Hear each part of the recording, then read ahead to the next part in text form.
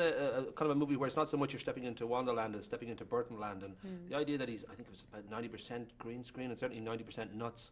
Was that tough as an actor to sort of find your feet, because pretty much everything that's going on around you is going to be there later?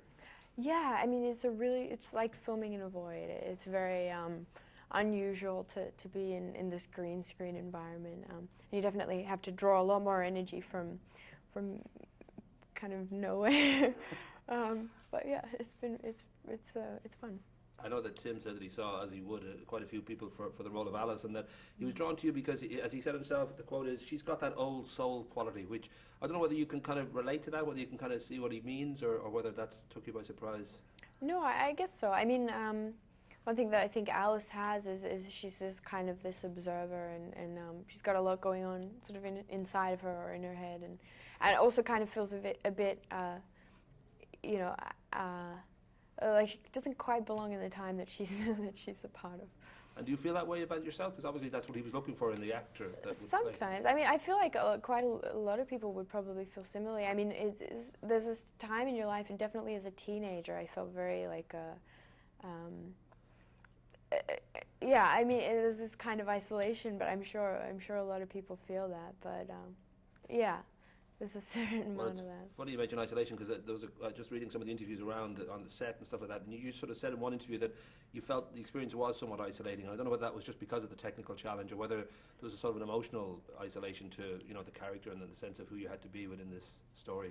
Yeah, I mean, kind of both. I mean, Alice is an outsider in her own world, and she is kind of, yeah, I mean, she is outside of things, but yeah, I mean, the filming itself, it was dislocated in that a lot of the scenes that I'm with another actor had to be very, you know, shot in two parts, because of obviously when I'm crawling around on Johnny's hat, I can't be doing the scene with him. So, so there's a lot of like acting to eye lines and sticky tape and tennis balls, and so whenever there was a day that we could actually do scenes, you know, looking at somebody's eyes, it was really exciting. I think some of the smarter people watching this would know you from In Treatment, playing suicidal gymnast Sophie. And I would imagine something like this, where you're now a billboard, must sort of change the game somewhat. I don't know whether you feel there's a sort of a different sense of who you are and where you are in this world. Somewhat. I mean, playing Sophie was like one of the best experiences I've ever had. And as an actor, that's such a rare role to be given in a very different way to this one. And I guess this is, you know, something that's going to be seen by a lot of people, and for as big as this audience is, as small the audience was for In Treatment in a way. But yeah, we'll see how it. Yeah, I'm not sure.